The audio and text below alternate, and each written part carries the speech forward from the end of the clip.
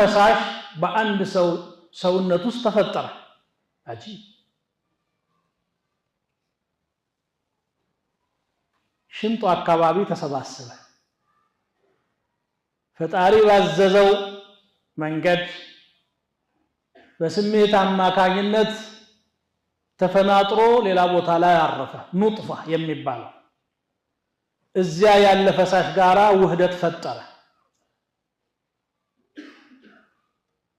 ከዚያ ሂደቶች አለፉ ኑጥፋ ይባላል ሙድጋ የተላመጠ ስጋ መሰል ነገር እንዲህ ያለ ቅርጽ አግኝቶ ሰው ሆኖ በሆዷ የተሸከመችው እንስት እንኳን በማታውቀው ፕሮሰስ ዘመናት አለፉ ከዚያ በኋላ ህፃን ሆኖ ተወለደ ጡት የሚያስፈልገው ራሱን የማይረዳ ሂደቶች ያለፉ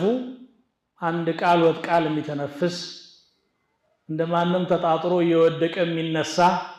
ሆነ አለፈ ለጋ ወጣት መካከለኛ እድሜ ጎልማሳ ቀጠሮው ካልቀደመው ደግሞ ሰንበትበት ብሎ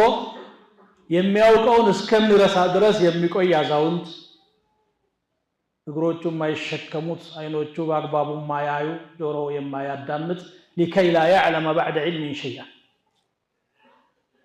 الله الذي خلقكم من ضعف كدكامانነት ፈጠራችሁ ثم جعل من بعد ضعف قوة كذا ولا ደግሞ አቅም ተፈጠረ